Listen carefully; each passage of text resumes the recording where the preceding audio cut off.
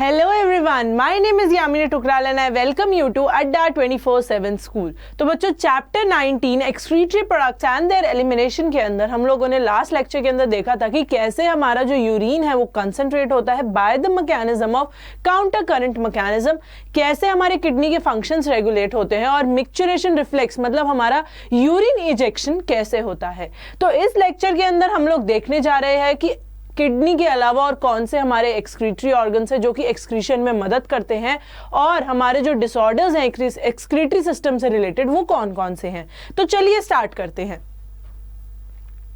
So other than the kidneys, lungs, liver and skin, they also help in the elimination of the excretory waste। अगर हम elimination की बात करें तो kidneys के अलावा हमारे जो lungs होते हैं, जो liver होती है, जो skin होती है, वो भी हमारी जो है excretion करने में मदद करती है। किसकी? nitrogenous waste की। So our lungs, they remove a large amount of carbon dioxide, जैसे कि हमने breathing and exchange of gases के अंदर देखा था कि हमारी जो lungs है वो कार्बन डाइऑक्साइड एलिमिनेशन में हेल्प करती हैं। And they also in the significant quantities of water every day, वो वाटर और कार्बन डाइऑक्साइड जो है हमारी बॉडी से एक्सक्रीट आउट करती है, हमारी बॉडी से बाहर निकालती है। तो हमें लंग्स का पता चल गया, लंग्स हमारा क्या करते हैं? कार्बन डाइऑक्साइड रिमूवल करते हैं प्लस साथ साथ में हमारा वाटर का भी रिमूवल करते हैं। Moving on to the next, liver which is the largest gland in our body, it secretes bile containing bilirubin, biliverdin, cholesterol, degraded steroid hormones, vitamins and drugs.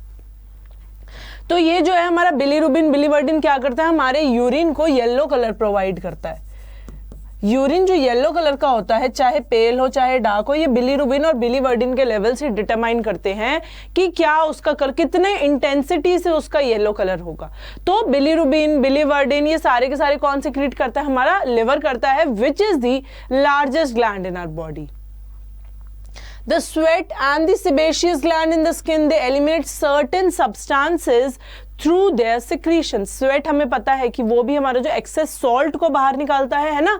तो स्वेट ग्लैंड, सेबेशियस ग्लैंड भी क्या करते हैं? वो भी excrete out करने में मदद करते हैं certain substances like the salt. Excess salt जब होता है हमारी स्वेट जो है उसको एलिमिनेट करती है। So the sweat produced by the sweat gland is a watery fluid containing NaCl, which is the common salt, small amounts of urea, lactic acid, etc। तो क्या क्या ये secrete out करने में मदद करती है? हमारी NaCl, urea, lactic acids। So though the primary function of the sweat is to facilitate a cooling effect, summers के अंदर हमारी sweat क्या करती है? हमें कूलिंग इफेक्ट देती है। हमें क्या देती है? कूलिंग इफेक्ट देती है कि जब हमारी स्वेट बाहर निकलेगी और एकदम से जब विंड उस पे से बाईपास हो तो हमें एक बहुत ठंडा ठंडा इफेक्ट मिले। तो हमारे गर्मियों को कोप अप करने का ये एक मैकेनिज्म होता है। जैसे ही हमारे विंटर्स के अंदर क्या मैकेनिज्म होता है? शिवरिंग होता है ना। तो वैसे ही हमारा समर्स के अंदर क्या होता है? हमारा स्वेटिंग होता है जो कि हमें कूलिंग इफेक्ट प्रोवाइड करता है। So though the primary function of the sweat is to facilitate a cooling effect on the body surface, it also helps in the removal of some of the waste। ये waste material को भी बाहर निकालता है, जैसे कि salt, urea, lactic acid, ये सारे के सारे हमारे waste होते हैं। So sebaceous gland, they eliminate certain substances like the sterols, hydrocarbons and waxes। तो sebaceous gland क्या eliminate करते हैं? sterols, hydrocarbons and waxes through the sebum। So this secretion provides a protective oily covering on the skin।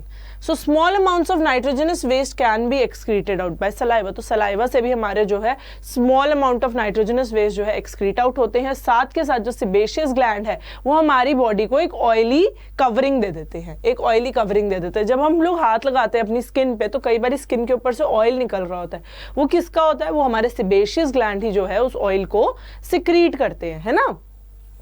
तो ये oily covering दे देता है एक body को और इसके अंदर से क्या एलिमिनेट होता है? हमारे स्टेरॉल्स हो गए, हाइड्रोकार्बन्स हो गए, वैक्सेस हो गए, जो कि थोड़े ऑयली अपीयरेंस के होते हैं, वो ही इससे एक्सक्रीट आउट होते हैं। सो अब हम आते हैं disorders of the excretory system के अंदर। इसके अंदर एक बहुत इंपॉर्टेंट टॉपिक आता है हमारा हीमोडायलिसिस का, वो हम देखेंगे कि हमारा क्यों जरूरी होता है।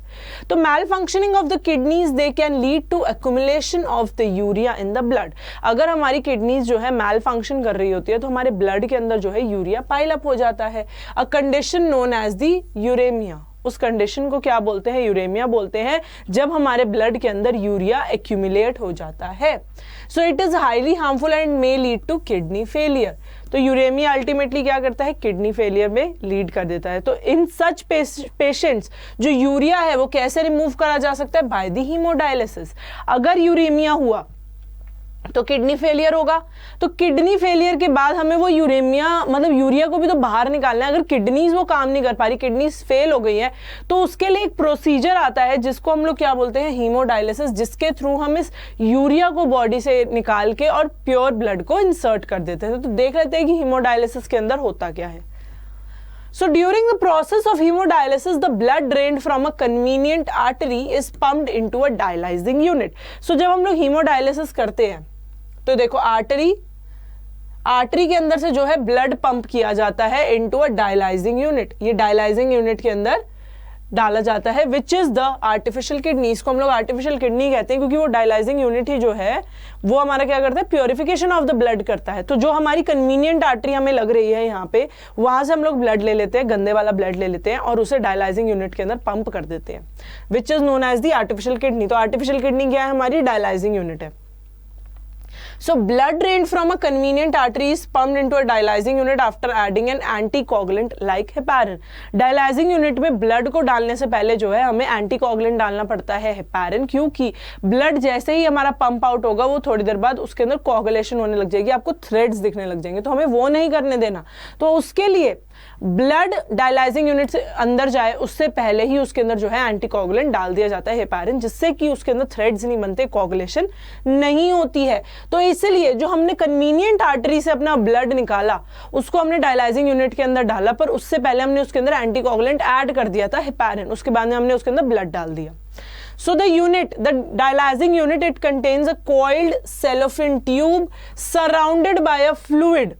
उसके देखो ये जो है ये कॉइल्ड एक सेलोफिन ट्यूब है जिसके आसपास क्या है, डायलाइजिंग फ्लूइड है, having the same composition of that of plasma except the nitrogenous waste.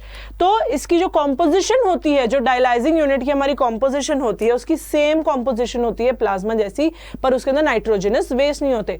अब ये देखो जो हमारा ये सेलोफिन कॉइलिंग है, इसके आसपास में डायलाइजिंग यूनिट है प्लाज्मा की कॉम्पोजिशन वाला, और जो ब्लड है हमारा, ब्लड इसी कॉइल के अंदर जा रहा है, इसी कॉइल के अंदर जा रहा है। तो अब तुम मुझे बताओ कि किस प्रोसीजर से उस वाले ब्लड से नाइट्रोजनस वेस्ट बाहर जाएगा और वो ब्लड वापस पंप किया जाएगा, कौन सा प्रोसीजर होता है? उस प्रोसीजर को हम क्या कहते हैं, जिसके अंदर से हाई कॉन्सेंट्रेशन से लो कॉन्सेंट्रेशन पे मूवमेंट होती है लिक्विड के अंदर। So the porous cellophane membrane of the tube, it allows the passage of molecules based on concentration gradient. तो जैसे कि मैंने बताया कि हाई कॉन्सेंट्रेशन से लो कॉन्सेंट्रेशन पे नाइट्रोजनस वेस्ट जो है हमारे मूव करेंगे, उस प्रोसीजर को क्या कहा जाता है, उस प्रोसेस को क्या कहा जाता है? ये तो हम लोग हीमोडायलिसिस पढ़ रहे हैं, पर उस प्रोसेस को क्या जाता है, कहा जाता है जिसके अंदर हाई कॉन्सेंट्रेशन से मूव करके मॉलिक्यूल्स लो कॉन्सेंट्रेशन के अंदर जाते हैं। ठीक है, so as the nitrogenous waste they are absent in the dialysing fluid, these substances freely they move out. जो बाहर वाला हमारा प्लाज्मा है, जो डायलाइजिंग यूनिट है, उसके अंदर जो डायलाइजिंग फ्लूइड है वो प्लाज्मा की कॉम्पोजिशन का है, पर उसके अंदर हमारे नाइट्रोजनस वेस्ट नहीं है। ठीक है, तो अंदर वाला जो कॉइल्ड सेलोफिन ट्यूब है उसके अंदर नाइट्रोजनस वेस्ट है, तो वो जो फ्रीली जो है मूवमेंट हो जाएगी नाइट्रोजनस वेस्ट की। So the cleared blood it is pumped back to the body through a vein after adding anti heparin to it. तो उसके अंदर हेपारिन डाला हुआ था, कोगुलेशन नहीं हो रही थी। उस ब्लड के अंदर जब वो प्योरीफाई हो जाता है उसके अंदर एंटी कोगुलेंट डाला जाता है, एंटी हेपारिन, क्योंकि फिर ऐसे तो कोगुलेशन होगी नहीं, हल्की सी भी ब्लीडिंग होगी पूरी बॉडी में से और वो सारा का सारा ब्लड ड्रेन आउट होता जाएगा, तो इसलिए उसके अंदर एंटी कोगुलेंट डाल दिया जाता है। तो इस मूवमेंट को क्या बोलते हैं,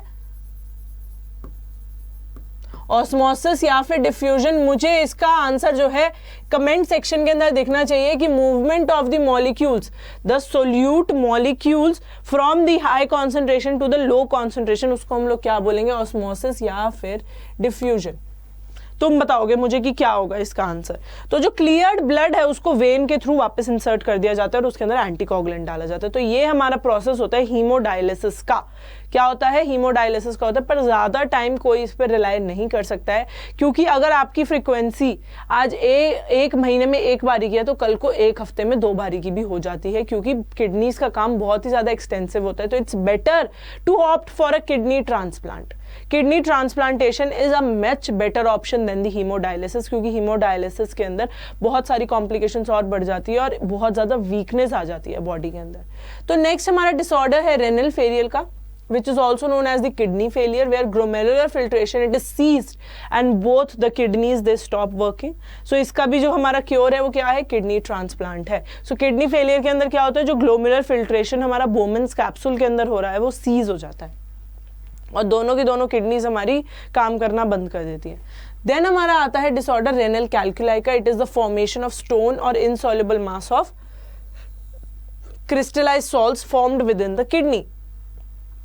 रेनल कैल्कुलाई क्या होता है कि इसके अंदर जो स्टोन्स हम लोग बोलते हैं किडनी स्टोन्स बन रहे हैं, वो स्टोन्स कैसे बनते हैं, which is the stone is not actually a पत्थर, it is the accumulation of the nitrogenous waste. अगर यूरिया का एक जगह पे ज्यादा एक्यूमुलेशन हो गया है तो वो मिलके एक मास बना लेते हैं जिसको हम लोग अल्टीमेटली स्टोन बोलते हैं या फिर insoluble mass of crystallised salts. ठीक है, तो वो भी जो है हो जाते हैं because of lack of drinking of water. अगर 3 लीटर से आप लोग कम पानी पी रहे हो तो स्टोन होने के चांसेस बहुत ज़्यादा है। तो इसलिए बोलते हैं कि drink plenty of water, approximately 3 to 5 litres तो पीना ही चाहिए, मिनिमम 3 पीना ही चाहिए। तो 3 to 5 लीटर्स ऑफ पानी पीना it is necessary to avoid this renal calculi. Last हमारा डिसऑर्डर आता है glomerulonephritis which is the Bright's disease. Commonly हम लोग इसे क्या बोलते हैं, ब्राइट्स डिजीज बोलते हैं। So inflammation of the glomeruli of the kidney due to the entry of protein और the red blood cells, the entry of protein और the red blood cells in the filtrate due to injury. तो हमारा क्या है, glomeruli या फिर kidney की जब इन्फ्लेमेशन हो जाती है, ग्लोमेरुलाई के अंदर जो है इन्फ्लेमेशन हो जाती है, उसके अंदर क्या होता है कि हमारा जो फिल्ट्रेट है उसके अंदर ब्लड दिखने लग जाएगा या फिर प्रोटीन्स आ जाएंगे। प्रोटीन्स बच्चों, हमने जब काउंटर करंट मैकेनिज्म और यूरिन फॉर्मेशन देखा था तो हमने देखा था कि जो प्रोटीन्स है वो रिटेन हो जाते हैं, वो कभी भी फिल्ट्रेट के अंदर पास नहीं होते। तो अगर वो फिल्ट्रेट के अंदर आ रहे हैं तो मतलब कोई ना कोई इंजरी हुई है। तो ये थे बच्चों हमारे organs involved in the excretion and the disorders of the excretory system. एक बार हम पूरे चैप्टर की जो है समरी देख लेते हैं। नेक्स्ट लेक्चर के अंदर हम लोग इसके एनसीईआरटी क्वेश्चंस करके इस चैप्टर को वाइंड अप कर देंगे। तो आपने मेरे इससे पहले वाले सब टॉपिक्स अगर देखने हैं, counter current mechanism, urine formation, तो आप मेरे पिछले लेक्चर्स के अंदर जाके देख सकते हैं। तो चलिए समरी से स्टार्ट करते हैं। So many nitrogen containing substances, ion, carbon dioxide, water etcetera that accumulate in the body, they have to be eliminated. So जितने भी नाइट्रोजन कंटेनिंग सब्सटेंसेस हैं, आयन्स है, कार्बन डाइऑक्साइड है, वाटर है, जितने भी एक्सक्रीटरी वेस्ट है उनको जो है हमें हमेशा एलिमिनेट करना है बॉडी से बाहर। So the nature of the nitrogenous waste formed and their excretion it vary among animals depending on their habitat, availability of the water. So ammonia, urea and uric acid ये main हमारे nitrogenous waste होते हैं जिनको भी excrete out करते हैं। हमारे अंदर क्या होता है, यूरिया होता है। क्या क्या ऑर्गन्स जो हैं डिफरेंट ऑर्गेनिजम्स के अंदर रिलेटेड होते हैं टू एक्सक्रीशन। फर्स्ट है protonephridia, nephridia, Malpighian tubules, green glands और किडनीज। हमारे अंदर किडनीज होता है। Okay, they not only help in maintaining eliminating the nitrogenous waste, पर वो क्या है, आयनिक और एसिड बेस बैलेंस का मेंटेनेंस में मदद करते हैं। सो ह्यूमंस के अंदर क्या होता है, जो एक्सक्रीटरी सिस्टम है, it consist of 1 pair of kidneys, 1 pair of ureter, a urinary bladder and urethra. Kidney के अंदर मिलियंस ऑफ ट्यूबुलर स्ट्रक्चर्स है जिनको हम नेफ्रॉन्स बोलते हैं।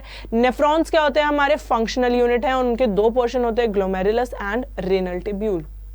सो ग्लोमेरुलस क्या है, टुफ्ट ऑफ कैपिलरीज है जो कि एफरेंट आर्टेरियल, इफरेंट आर्टेरियल और ब्रांचेस से, उनकी ब्रांचेस से बनती है। सो रेनल ट्यूब्यूल जो है स्टार्ट होती है with the double walled Bowman's capsule जिसके अंदर हमारी फिल्ट्रेशन होती है। उसके बाद में आता है हमारा पीसीटी, प्रॉक्सिमल कॉन्वोल्यूटेड ट्यूब्यूल, फिर आता है हमारा हेनलेज लूप, फिर आता है हमारा DCT, distal convoluted tubule. So the DCT जो है वो बहुत सारे कॉमन कलेक्टिंग डक्ट में जाके ज्वाइन करता है जो कि ओपन करते हैं into the renal pelvis through the medullary pyramids. So बोमेंस capsule क्या है, उसके अंदर ग्लोमेरुलस होता है जिसकी वजह से मेल्फिजियन या फिर रेनल कॉर्पसल बनता है। So urine formation and involves 3 main processes: filtration, reabsorption and secretion. Filtration हमारा नॉन सेलेक्टिव प्रोसेस रहता है, वो हमारा ग्लोमेरुलस के अंदर होता है। ग्लोमेरुलर कैपिलरी ब्लड प्रेशर के अकॉर्डिंगली वो मेंटेन होता है। So about 1200 ml of blood it is filtered by the glomerulus पर minute to form 125 ml of filtrate in the Bowman's capsule per minute, which is the glomerular filtration rate. ठीक है, सो JGA juxtaglomerular apparatus वो क्या है? It plays a significant role in the regulation of the glomerular filtration rate. 99% resorption of the filtration it takes place through different parts of the nephron. PCT क्या है? Major site of reabsorption and selective secretion. ठीक है, सो Henle loop क्या करता है? It helps in maintaining the osmolar gradient with in the kidney interstitium. DCT और collecting duct क्या है? They form an extensive network for reabsorption of the water and certain electrolytes जो कि ऑस्मो रेगुलेशन में हमारी मदद करते हैं. हाइड्रोजन, पोटेशियम, अमोनिया, ये सारे के सारे जो है फिल्ट्रेट के अंदर सिक्रीट होते हैं to maintain the ionic balance and the pH. इसके बाद में हमारा आता है क्या? काउंटर करंट मैकेनिज्म होता है जो कि limbs of loop of Henle और वासा रेक्टा के बीच में जो है होता है. सो जो फिल्ट्रेट है वो कंसंट्रेट होता है जब भी वो नीचे आता है डिसेंडिंग लिम्ब से, और डाइल्यूट होता है जब वो असेंडिंग लिम्ब से ऊपर जाता है. तो इलेक्ट्रोलाइट्स और यूरिया जो है हमारे इंटरस्टिशियम के अंदर रिटेन होते हैं. DCT और कलेक्टिंग डक्ट क्या करते हैं? हमारा 4 टाइम्स ज्यादा जो है फिल्ट्रेट को कंसंट्रेट कर देते हैं. यूरिन जब फॉर्म होती है it is stored in the urinary bladder जब तक कि वॉलंटरी एक्शन हमारा CNS से ना आए, और उसको जो है यूरेथ्रा के थ्रू रिलीज किया जाता है बाय द प्रोसेस ऑफ मिक्सचरेशन. आप भी जब जैसे हमने देखा कि other than these kidneys and all the excretory organs हमारे स्किन, लंग्स और लिवर भी हैं, वो भी एक्सक्रीशन में मदद करते हैं. तो ये था हमारा चैप्टर समरी बच्चों. अब हम जो है इससे रिलेटेड कुछ क्वेश्चंस कर लेते हैं और नेक्स्ट लेक्चर के अंदर हम लोग इसके NCERT क्वेश्चंस करके इस चैप्टर को वाइंड अप कर देंगे. So first question is what is uremia? The accumulation of the sodium ions in the blood, the accumulation of the potassium ions in the blood, the accumulation of urea in the blood, accumulation of ammonia in the blood. As the name suggests, uremia, तो क्या हमारा accumulate होगा? क्या sodium होगा, क्या potassium होगा, क्या urea होगा, या फिर अमोनिया होगा? क्या इनमें से जो है हमारा accumulate होगा? इनमें से हमारा क्या क्या accumulate होगा? हमारा इसके अंदर यूरिया accumulation को हम लोग क्या बोलेंगे? यूरेमिया बोलेंगे. क्या बोलेंगे? यूरेमिया बोलेंगे. Next question, what is hemodialysis? A, removal of ammonia in the blood by artificial means. B, removal of potassium ions in the blood by artificial means. C, removal of sodium ions in the blood by the artificial means. या फिर removal of urea in the blood by the artificial means. Hemodialysis हम लोगों ने देखा था कि किसके अंदर होता है? जब हमारा किडनी ट्रांसप्लांटेशन होता है. जब क्या होता है? हमारा किडनी ट्रांसप्लांटेशन होता है तो हमारा हीमोडायलिसिस होता है. सॉरी, किडनी जब हमारा फेलियर होता है उसका जो अल्टीमेट हमें रिजल्ट निकालना पड़ता है वो यही होता है कि हमें जो है किडनी ट्रांसप्लांट करानी पड़ेगी, क्योंकि हीमोडायलिसिस से we can not continue life time. बहुत वीकनेस आ जाती है बॉडी के अंदर. तो हीमोडायलिसिस के अंदर होता क्या है? मैंने आपको बताया था ब्लड प्योरिफिकेशन मेथड होता है, पर इसके अंदर ब्लड से क्या निकाला जाता है? हमारा removal of urea. Removal of urea, क्योंकि यूरेमिया के अंदर ही क्या था? यूरेमिया के अंदर क्या था? हमारा एक्सेस यूरिया जो है एक्यूमुलेट हो जाता है ब्लड के अंदर. तो हमें उस टाइम पे वो क्या करता है? किडनी फेलियर कॉज कर देता है. तो उसी यूरिया का लेवल कम करने के लिए हम लोग हीमोडायलिसिस की टेक्निक यूज करते हैं, जिसके अंदर हम लोग एक्सेस यूरिया को ब्लड से बाहर निकाल देते हैं. The dialyzing fluid has all of the following except. dialyzing fluid के अंदर क्या क्या होता है? Nitrogenous waste, proteins, electrolytes, glucose. क्या क्या होता है पर क्या नहीं होता है? अब डायलाइजिंग फ्लूइड है वो हमारा प्लाज्मा की तरह कॉम्पोजिशन रखता है, तो उसके अंदर प्रोटीन्स होंगे, इलेक्ट्रोलाइट्स होंगे, ग्लूकोज होगा, पर नाइट्रोजनस वेस्ट नहीं होगा, क्योंकि उसने कॉन्सेंट्रेशन ग्रेडियंट मेंटेन करना होता है कि जो ब्लड है उसमें से नाइट्रोजनस वेस्ट इसके अंदर फ्लो कर जाए, तभी इसके अंदर नाइट्रोजनस वेस्ट नहीं होता. तो answer is option A. Nitrogenous waste जो है हमारा डायलाइजिंग फ्लूइड के अंदर नहीं होता है. What is the inflammation of the glomeruli of the kidney referred to? Inflammation of the glomeruli को हम लोग क्या बोलते हैं? सिस्टाइसिस, नेफ्राइटिस, ग्लोमेरुलर नेफ्राइटिस या फिर डीप पाइलोनेफ्राइटिस. अब मैंने आपको बताया था कि जब हम लोग इन्फ्लामेशन की कंडीशन देखते हैं तो लास्ट में उसमें आइटिस आएगा, आगे ऑर्गन का नाम और पीछे आइटिस आएगा, तो मतलब उस ऑर्गन का जो है हमारा इन्फ्लामेशन हुआ है. ये हमारा शॉर्ट ट्रिक था याद करने का, है ना, कि जब भी हम देखते हैं कि कौन सा डिजीज क्या कॉज कर रहा है, तो जब हम आइटिस देखेंगे तो मतलब इन्फ्लामेशन हुआ होता है, और आइटिस से पहले जो भी ऑर्गन का नाम होता है उसके अंदर इन्फ्लामेशन हुआ होता है. तो जब हम ग्लोमेरुलाई की बात कर रहे हैं तो इसके अंदर ग्लोमेरुलस कहाँ पे लिखा हुआ है? ऑप्शन सी में, ग्लोमेरुलोनेफ्राइटिस. ग्लोमेरुलोनेफ्राइटिस मतलब inflammation of the glomeruli. So option C will be correct. Which option will be correct? Option C. Which of the following mineral is not involved in the formation of renal calculi? A calcium oxalate, B calcium carbonate, C uric acid या फिर D urea. जब हम renal कैल्कुलाई की बात करते हैं, it is the formation of kidney stones. Renal calculi क्या होता है? फॉर्मेशन ऑफ स्टोन्स और इनसॉल्युबल क्रिस्टलाइज्ड मास, है ना। और किसकी वजह से बनता है? इनऑर्गेनिक सॉल्ट की वजह से बनता है। अब हमने इसमें से बताना है कि कौन सा जो मिनरल है हमारा रेनल कैल्कुलाई की फॉर्मेशन में इन्वॉल्व नहीं होता है। So option D urea. Urea की एक्सेस में तो यूरीमिया होता है ना, यूरिया की एक्सेस में यूरीमिया होता है, इसकी एक्सेस में कभी भी स्टोन्स नहीं बनते हैं। The best long-term solution for kidney failure, A dialysis, B kidney transplant, C both A and B या फिर D only B। So हमारा long term जो solution मैंने आपको बताया था किडनी फेलियर का, कभी भी डायलिसिस नहीं हो पाता है, हमें किडनी ट्रांसप्लांट करवाना ही पड़ता है, नई किडनी को ट्रांसप्लांट करवाना पड़ता है। Option B will be correct. So बच्चों, ये था हमारा last subtopic of the chapter excretory products and their elimination. Next lecture के अंदर हम लोग इसके एनसीईआरटी क्वेश्चंस करेंगे। अगर आपको मेरी वीडियो पसंद आई है तो लाइक करना है, शेयर करना है, सब्सक्राइब करना है अड्डा 24/7 स्कूल के चैनल को। मिलते हैं नेक्स्ट लेक्चर के अंदर, तब तक के लिए बाय बाय।